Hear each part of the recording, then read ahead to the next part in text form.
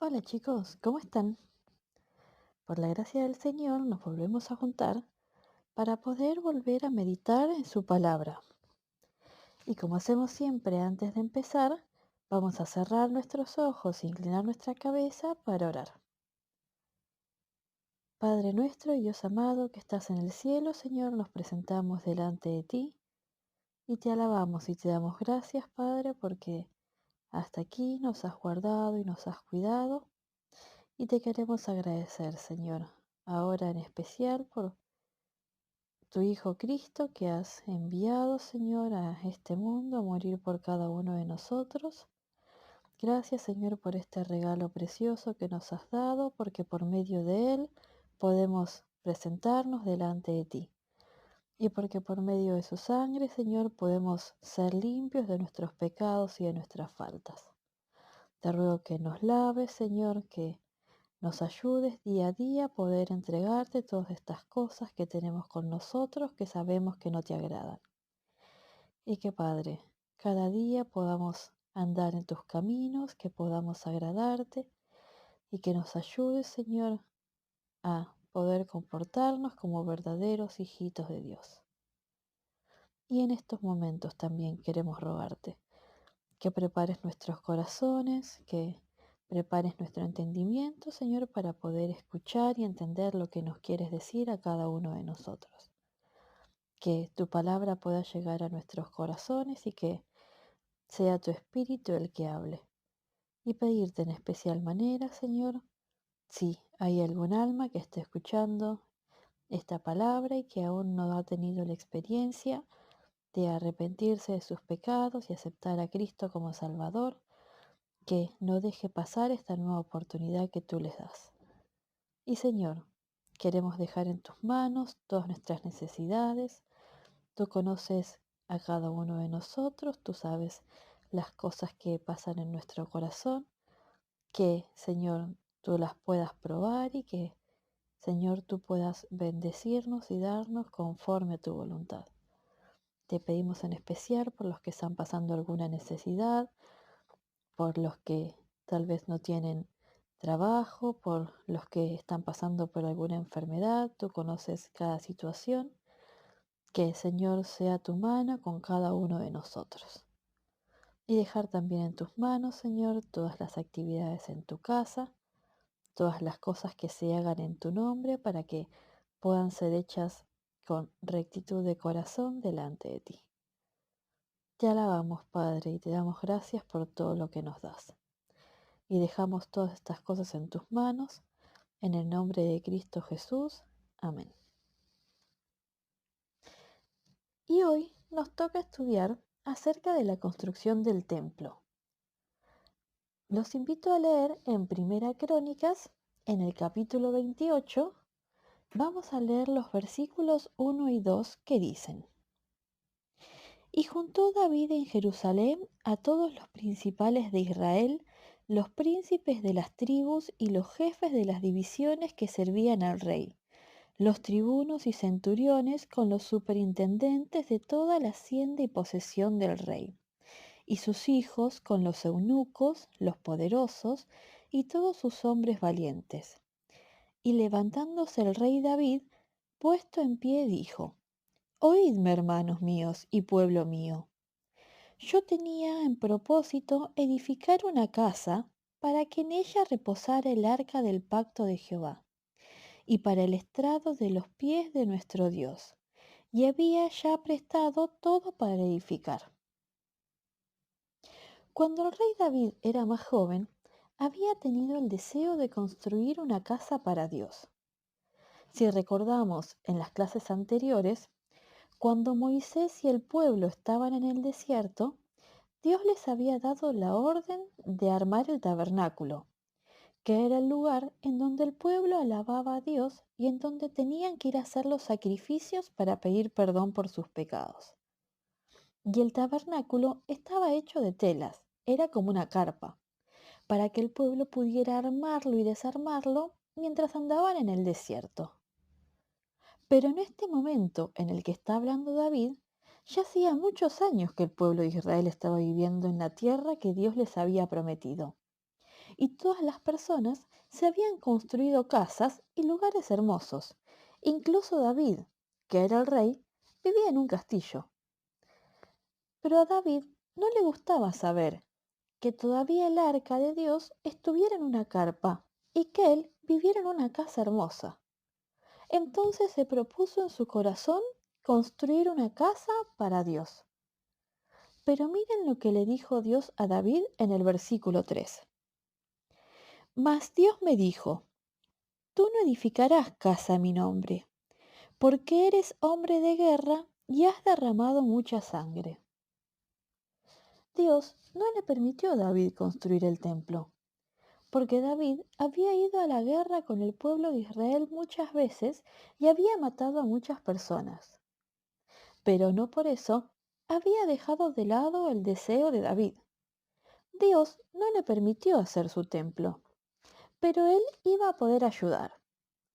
En el versículo 5 y 6 dice, y de todos mis hijos, porque Jehová me ha dado muchos hijos, eligió a mi hijo Salomón, para que se siente en el trono del reino de Jehová sobre Israel. Y me ha dicho, Salomón tu hijo, él edificará mi casa y mis atrios, porque a éste me he escogido por hijo y yo le seré a él por padre. Dios le había dicho que no a David, que él no iba a ser el que iba a construir el templo, pero le dijo que Salomón, su hijo, él iba a poder cumplir el deseo de construir el templo. Y no fue David el que eligió a su propio hijo, sino que Dios ya había visto a Salomón y a su corazón, y él fue el que lo eligió. Qué hermoso esto, porque Dios conoce nuestros corazones y conoce nuestras intenciones, y Él nos permite poder cumplirlas según sea su voluntad. Pero además de esto, dejó que David le diera unos consejos a Salomón. En el versículo 9 y en el versículo 10 dice, y tú, Salomón, hijo mío, conoce al Dios de tu Padre, y sírvele con corazón perfecto y con ánimo voluntario, porque Jehová escudriña los corazones de todos y entiende toda imaginación de los pensamientos. Si tú le buscares, lo hallarás, mas si lo dejares, él te desechará para siempre. Mira pues ahora que Jehová te ha elegido para que edifiques casa para santuario. Esfuérzate y hazla. Acá, David alienta a su hijo a realizar esta tarea, porque él no iba a estar solo. Dios lo iba a guiar en toda esta tarea que tenía para hacer. Pero veamos cuál fue el consejo que le dio David. David no le dijo, anda a buscar un lugar para construir el templo o anda a buscar los materiales para construirlo. El consejo que le da es que sirva a Dios y que lo busque de todo corazón. ¡Qué precioso consejo! Nosotros sabemos que cuando tenemos dudas o pasamos pruebas, tenemos que buscar a Dios. Él nos puede dar las respuestas que necesitamos, incluso en tareas tan difíciles como esta que tenía para hacer Salomón. Pero además, David le dejó dicho cómo tenía que ser el templo. Si seguimos leyendo en los versículos 11 y 12, dice, y David le dio a Salomón su hijo la traza del pórtico, y de sus casas, y de sus oficinas, y de sus salas, y de sus recámaras, y de las casas del propiciatorio. Asimismo, la traza de todas las cosas que tenía en su voluntad, para los atrios de la casa de Jehová, y todas las cámaras en derredor, para los tesoros de la casa de Dios, y para los tesoros de las cosas santificadas. Acá dice que le dejó los planos y las indicaciones de cómo deberían ser hechas las entradas, las habitaciones, e inclusive cómo debían ser los utensilios y las cosas que se debían usar para hacer los sacrificios. Todo lo que se debía usar en el templo estaba dedicado exclusivamente para esas tareas. No se podían usar para nada más. Pero todas estas cosas no fueron ideas que se le ocurrieron a David. David no era ni arquitecto ni albañil. Él no sabía cómo levantar una casa. Pero nosotros sabemos que quien sabe todas estas cosas y el que da la capacidad al hombre para hacer estas cosas es el Señor. Si no, veamos lo que dice en el versículo 19. Todas estas cosas, dijo David, se me han representado por la mano de Jehová, que me hizo entender todas las obras de diseño. Todo esto que David le dijo a Salomón, inclusive todos los detalles que acá no vemos, pero que están escritos en la palabra, en el libro de Segunda Crónicas, todo esto fue revelado por Dios. Él le mostró a David cómo debería ser su casa. Y a pesar de que David no iba a poder colaborar con sus manos para la construcción del templo, le permitió ayudarlo y ver las cosas de esta manera. Nosotros estamos estudiando que Dios le habla al hombre. Y acá vemos cómo Dios le habló a David. Esta vez no se apareció, tal vez en medio de una zarza, como vimos en Moisés, o en sueños, como vimos con Salomón la semana pasada. Acá vemos que Dios le mostró a David de esta forma cómo construir el templo. ¡Qué precioso! Dios vio el deseo en el corazón de David, que David quería agradarle. No quería construir una casa solo para él o decir, miren qué hermosa la casa que yo le voy a hacer a Dios. David quería hacer algo de corazón para Dios y Dios le dio la sabiduría para poder entender qué era lo que correspondía hacer delante de Dios y también para poder transmitirle esta información a su hijo y que sea él el que cumpliera con la voluntad de Dios.